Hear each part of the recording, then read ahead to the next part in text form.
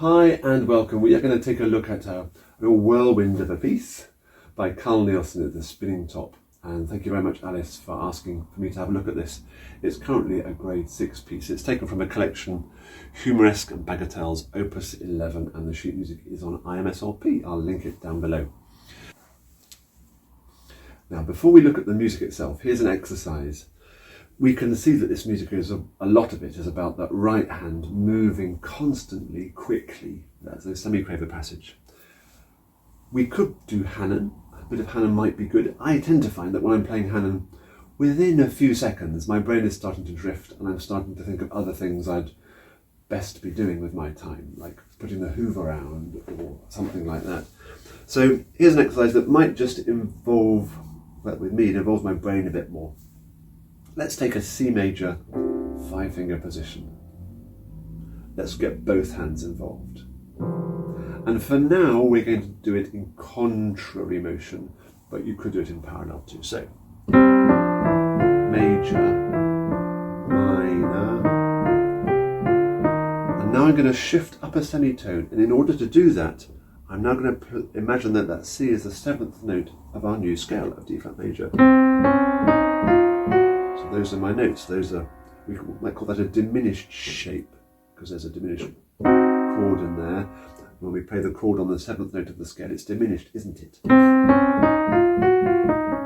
confusion what my ear is actually hearing there.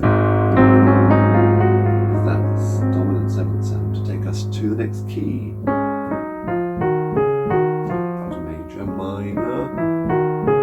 Now, diminished, I'm thinking D major now. That's what I'm hearing in my head.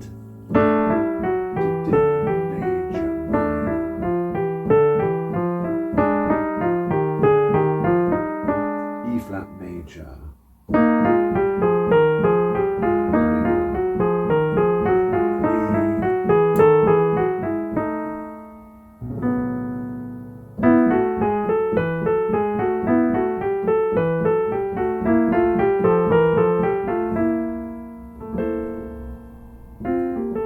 and on you go through the 12 keys. Once you've got that down, I'm nearly finished. To make it more complicated,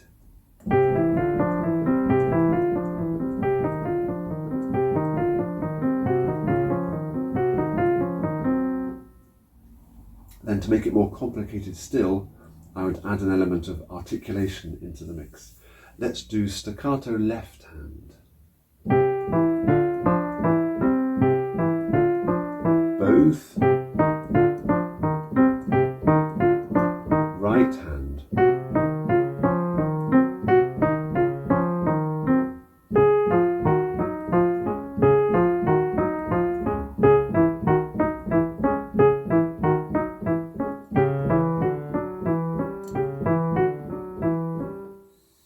You get the idea. You could then also add an element of dynamics into that. One hand is playing forte and staccato, whilst the other is doing quiet and legato. I shall leave that with you. It's a great exercise, and it involves, well, for me, it involves my brain a bit more than scaly type Hanon-y things. Now then, let's have a look at this Spinning Top by Carl Nielsen. I think it'd be useful just to run through the right hand. There's a bit of repetition. Let's look at the first 8 bars to start with.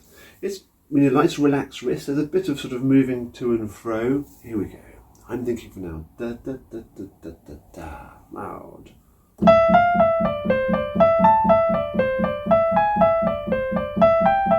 With a definite sense of where the beat is. I'm leaning a little bit on the beat, and I'm feeling the key bed. I'm very aware of each note being sounded nice and clearly by going to the sinking to the bottom of each key.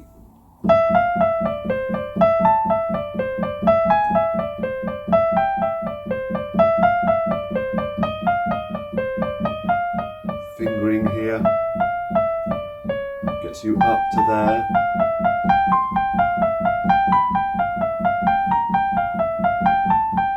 Thumb on the G. And a short note at the end. The next 8 bars are identical. So bar 17. And that the slight sort of jolty change of key there. And first time I read it through, I sort of, is that right? But it is.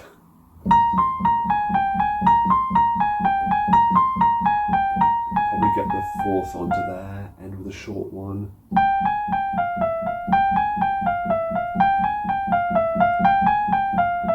Again, a short note at the end. By the way, I'm reading off the ABRSM edition and following the fingering in there, which is excellent. It makes perfect sense to me. 21. What's nice about this passage is it's all white notes, just gradually moving down by steps, so it's quite comfortable.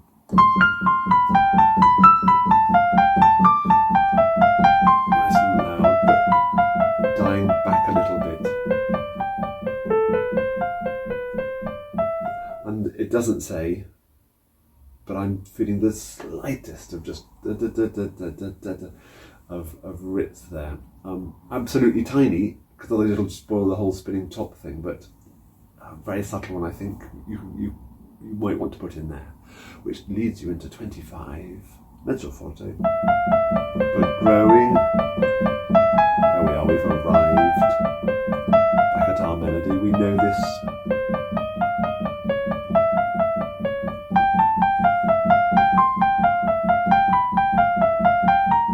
Slightly different from here, take care.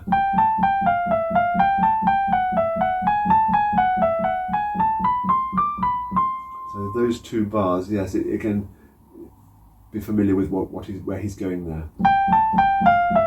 C and F natural there, then the sharp, then the G sharp. Now let's carry on. E, A,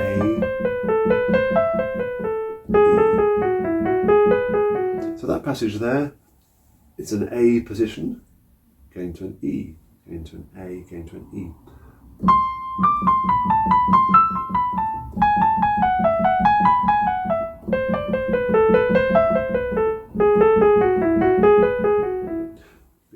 So that little idea, it's relatively straightforward. Should we just transpose it into different keys? Let me try C minor. That would look like this.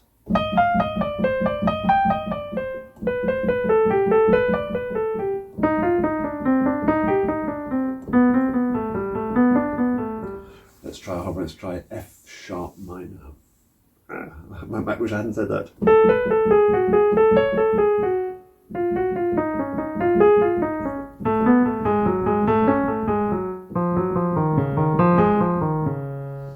Again, it's just a great way of practicing, and just like earlier at the start of this video, I mentioned wanting to use my brain when I'm practicing. If things become automatic, there's no point doing them. We're wasting our time.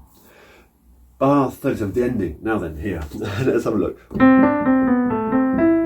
Now this glissando, this could be a little bit contentious. In the original edition, it does say mano sinistra, the left hand here. So, are those first 6 notes then leading into a glissando? Could be. And I've heard that played brilliantly well. Jill Rose does it like that. Very effective indeed. What I've chosen to do is to start the glissando from there. But the beginning of it, those 6, I'm aware of da da da da da da to land on the F when I'm feeling the beginning of the next beat. All the way down to the A. So my left hand, long fingers, angle of not 45 degrees, slightly shallower than that, so that it doesn't hurt. The definite landing on the A on the beat. 19 notes within 2 beats. I'm just feeling the pulse as I go down, and roughly, as long as I feel a beat in the middle, I'll be okay. So 37, let me play it slowly. 1, 2, there's the F, 1, 2, 1, 2, 1, 2. Now the last 2 bars, let's count all 6 beats in the bar. 1, 2, 3, 4, 5, 6. 1, 2, 3, 4, 5, 6. 1, 2, 3, 4, 5, 6.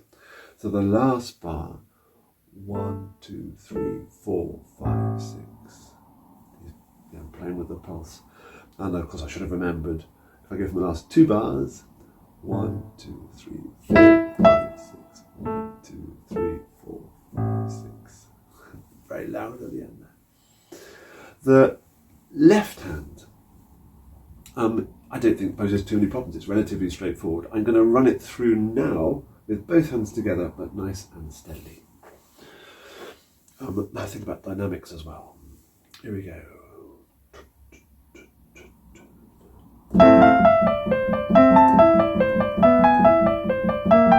So feel the key bed,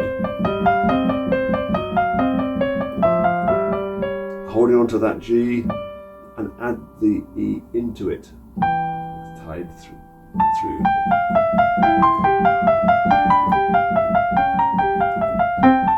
Nice staccato left hand. Again, legato here, staccato there. So again, that exercise at the beginning will have value. If you're doing your scales as well, you try one hand legato and the other staccato. The next 8 bars are identical. From bar 17, he's drawing attention to, he's asking us to hold on to the lower note in the left hand.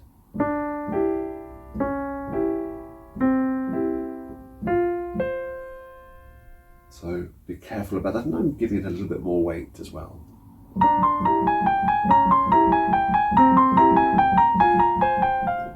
Then staccato with one hand, legato in the other.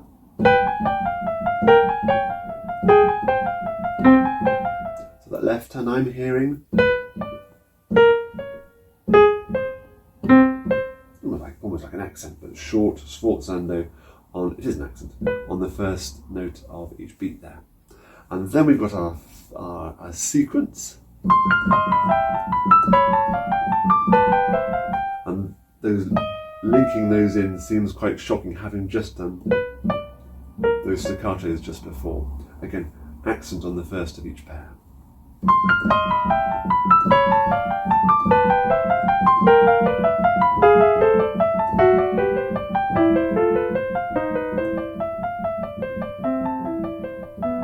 This is identical, you know this.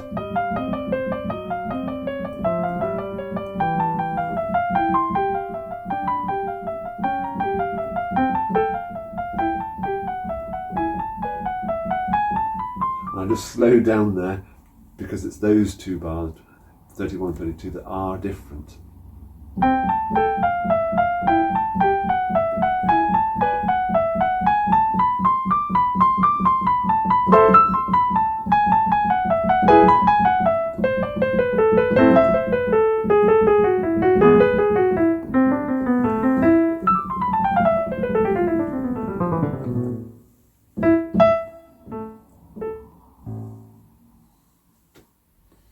To finish off, Nielsen marked this piece presto, which we can interpret however we like, but the ABRSM edition has suggested a tempo of about 76 beats per minute. So if you want to do well in our grade 6 exams, which would sound like this.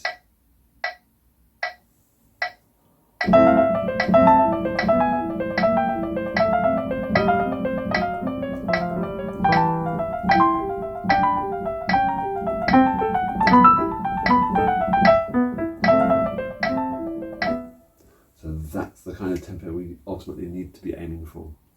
Alice, I hope you found that helpful. It's a great fun piece to get our right hand especially working hard and whizzing along.